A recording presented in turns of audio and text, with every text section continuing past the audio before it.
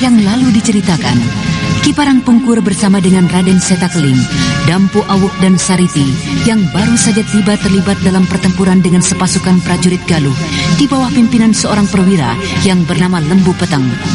Pertempuran tersebut menjadi terhenti dengan datangnya seorang perwira dari jajaran lain yang bernama Jaran Pucang.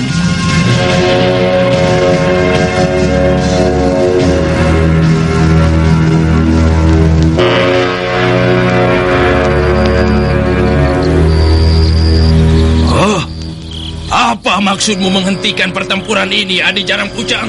Seluruh jajaran pasukan telah meletakkan senjata. Raden Sanjaya pun telah kembali dan meminta seluruh pimpinan pasukan untuk datang menghadap beliau saat ini juga. Raden Sanjaya. Lalu di manakah Baginda Prabu Sora? Baginda telah menghilang dari istana. Setan.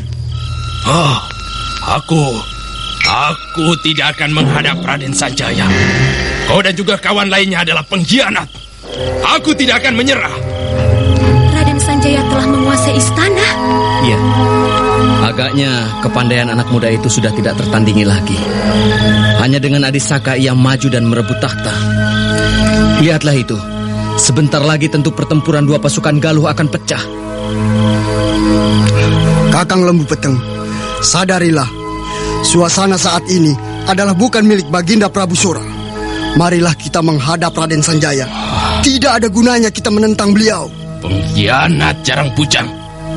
Sejak semula, aku juga sudah tidak mempercayai dirimu. Tidak mempercayai kalian orang Galuh.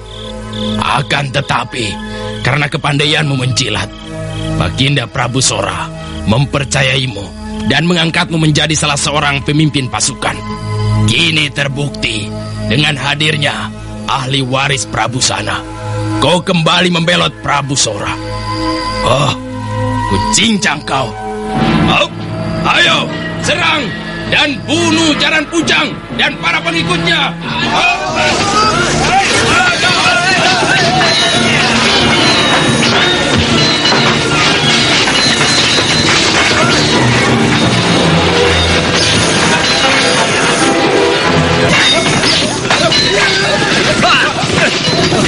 Situasi menjadi berubah seperti ini. Apa yang sebaiknya kita lakukan? Raden Sanjaya berada dalam keadaan selamat. Ini kita tidak perlu lagi memperhatikannya dan menjelaskan dirinya. Tuh, lihatlah itu. Perwira yang baru saja tiba kelihatan terdes. Perwira lawan kita tadi.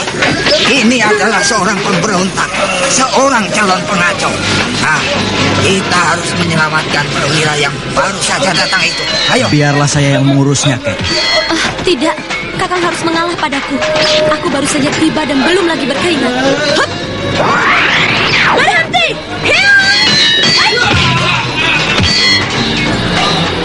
Setan wanita usilan. Bunuh kau.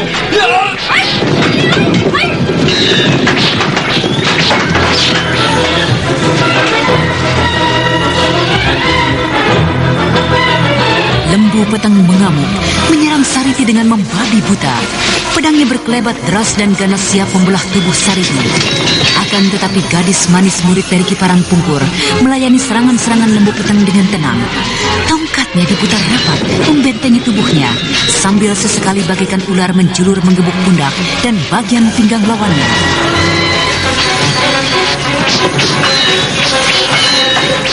Menyerahlah kau Lembu Peteng. Menyerah sebelum tubuhmu jadi matang biru dan tulang-tulangmu remuk dan patah. Hai! Setan iblis wanita. Aku tidak akan menyerah. Agaknya kau memang perlu diberikan hajaran yang lebih pantas dari sekedar gebukan-gebukan kecil. Terimalah.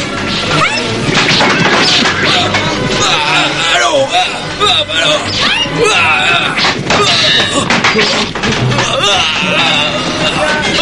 Hai! Ikutilah aku, wahai prajurit-prajuritku yang masih setia dengan tuntunan kalian Prabu Sora. Ayo ikuti aku.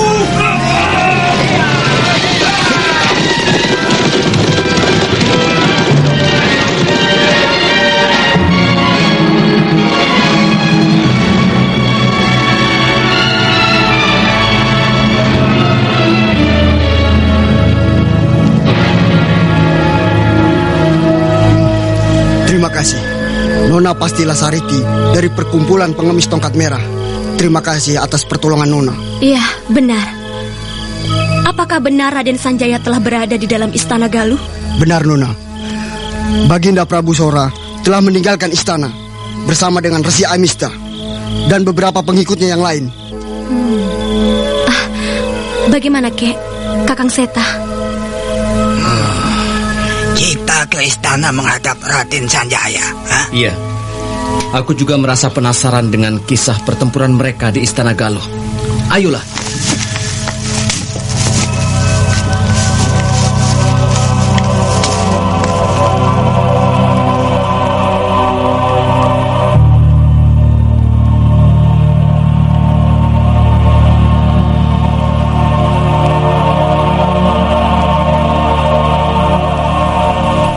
Sementara itu di istana Galuh. Duduklah, Kakak Wulan, Kakang Saka. Apakah Raden memanggil kami berdua? Tidak apa-apa. Aku hanya ingin mengucapkan terima kasih kepada kalian berdua. Istana Galuh kini telah kembali ke tanganku. Dan selain itu, sebagai tanda terima kasihku, aku ingin kau tetap berada di istana Galuh membantu ayahandaku. Membantu dan mengembalikan kebesaran Galuh seperti semula. Bahkan menciptakan Galuh menjadi sebuah pemerintahan yang besar, melebihi kebesarannya beberapa tahun yang lalu. Aku harap kalian berdua tidak menolak harapanku ini. Raden, saya adalah abdi dan kaula dari Galuh. Apapun yang menjadi kesulitan Galuh, menjadi kesulitan saya. Saya akan berjuang membantu Galuh, mengorbankan nyawa demi Galuh. Akan tetapi, untuk berdiam diri, menetap, dan menjabat kekuasaan resmi di sini, itu tidaklah kami sanggup menerimanya. Kakang Saka benar, adik Sanjaya. Aku pun akan berjuang dan sedia mengorbankan segala demi Galuh. Tapi biarkanlah kami tetap seperti semula, yang bebas dari ikatan-ikatan resmi, yang pasti akan menyulitkan kami. Sayang sekali. Tapi kukira begitu pun sudah merupakan suatu kehormatan bagiku. Kesiapsediaan kalian untuk membantu menciptakan Galuh yang lebih besar telah membesarkan hatiku. Separuh dari cita-citaku rasanya telah menjadi kenyataan. Baiklah, karena pada dasarnya kalian adalah seorang pendekar, kalian boleh membantu Galuh tanpa jabatan dan kedudukan resmi. Kalian adalah pendekar dan juga panglima kehormatan dari Galuh. Terlalu besar anugerah Tuan kepada kami. Tidak, kalian pantas untuk mendapatkan gelar kehormatan itu. Karena Galuh ini kembali ke tanganku adalah juga karena bantuan kalian. Hamba datang menghadap tuanku. Kau Jaran Pucang. Bagaimana dengan tugas yang kau laksanakan? Seluruh pimpinan pasukan telah hamba beritahukan. Beberapa saat lagi mereka tiba di halaman istana. Beberapa di antara mereka menolak dan meninggalkan Galuh bersama dengan pasukan mereka. Biarlah. Mereka mempunyai hak untuk memilih. Beritahu aku jika mereka telah datang berkumpul. Tuanku. Iya. Beberapa orang muda, termasuk di antaranya pimpinan pengemis tongkat merah, ingin bertemu menghadap tuanku. Pengemis tongkat merah dan beberapa orang muda. Suruh mereka masuk. Baik, tuanku.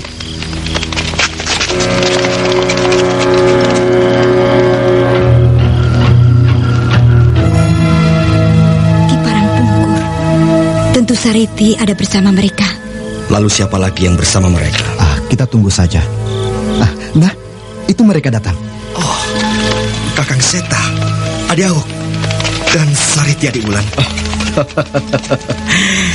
Ternyata kalian telah berada di dalam istana. Selamat Raden. Kau telah berhasil mengembalikan kewibawaan Galuh kembali. Nah, ayahanda sana perlu segera diberitahu. Duduklah kalian semua. Silahkan kakek. Tentu Anda adalah Ki Parangpungkur yang terkenal itu. Tuan terlalu memuji. Saya yang tua, miskin dan bodoh ini hanyalah seorang pengemis yang hina. Selamat atas keberhasilan Tuan mendapatkan kembali tahta Galuh. Malam sudah menjadi semakin larut. Ingin rasanya aku menjamu kalian semua untuk minum-minum bersama merayakan kemenangan ini. Tapi kukira kita lakukan semua itu besok pagi. Kakang Saka kelihatan sudah menjadi sangat lelah karena pertempuran dan luka yang dideritanya. Demikian juga dengan diriku. Kukira sebaiknya kalian semua beristirahat di sini. Besok kita bertemu dalam meja perjamuan. Tidurlah dengan tenang. Tak ada lagi yang perlu kalian risaukan. Lalu bagaimana dengan para pimpinan pasukan di halaman? Aku akan menemuinya sesaat dan kemudian beristirahat. Selamat beristirahat.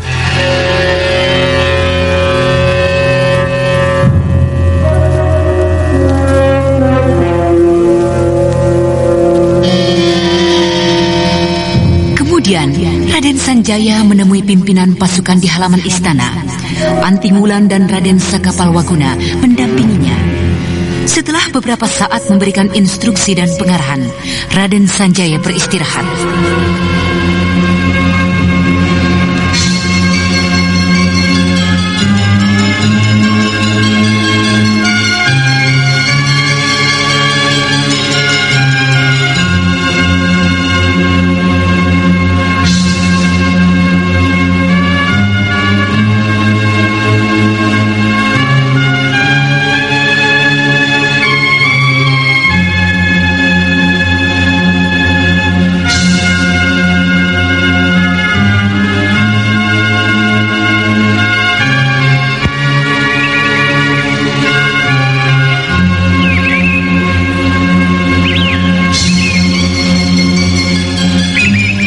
Adiwulan. Kau Kakang Saka. Ada apakah? Aku mencari-carimu. Ternyata kau berada di taman ini. Apa yang sedang kau lakukan di taman yang sepi seperti ini? Taman ini banyak sekali menyimpan kenangan bagiku. Banyak sekali. Kenangan tentang ibundaku. Kenangan tentang masa-masa yang penuh bahagia. Aku bertemu di batu ini. Aku membantunya mengambil obat-obatan dari batu itu. Dan aku menolongnya manakala ia mengeluh kesakitan.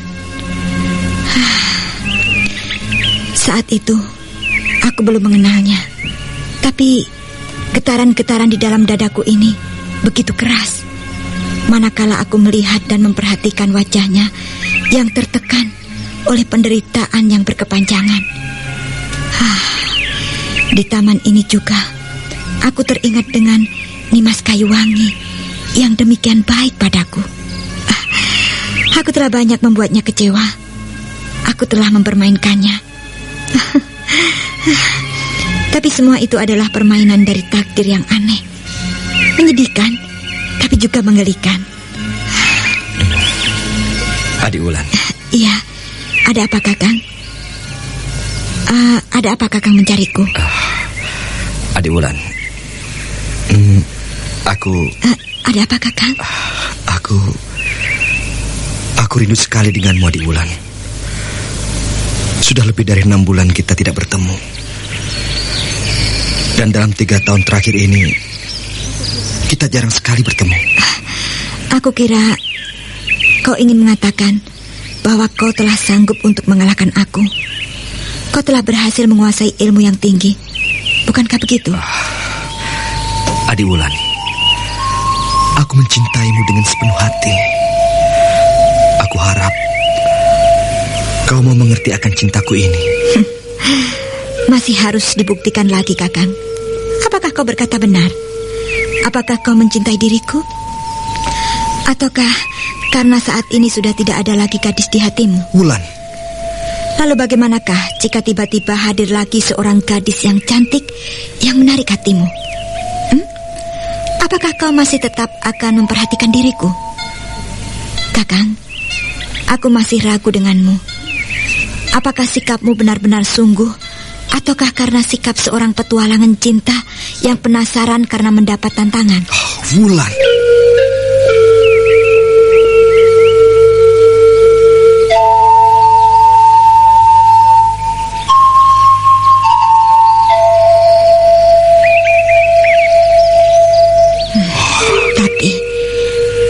Aku memang tidak memungkiri. Aku masih tetap mencintaimu sebagaimana dahulu. Aku mencintaimu dengan sepenuh hati, seluruh jiwa raga. Tapi aku kini bukanlah lagi seorang gadis yang ceroboh. Aku tidak ingin mengulangi sikap-sikapku yang kekanak-kanakan. Wulan, apakah kau masih juga tidak bisa mempercayai aku? 3 tahun aku merengek-rengek mengejarmu. Apakah itu semua tidak bisa membuka matamu? Aku bukanlah seorang yang haus dengan ilmu dan aji-aji kesaktian. Aku membanting tulang mempelajari semua kepandaian kanuragan adalah karenamu. Karena dirimu, Wulan.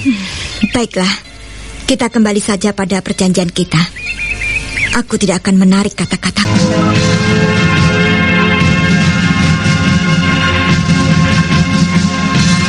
Nah, para pendengar sekalian, bagaimanakah dengan kisah 2 remaja itu?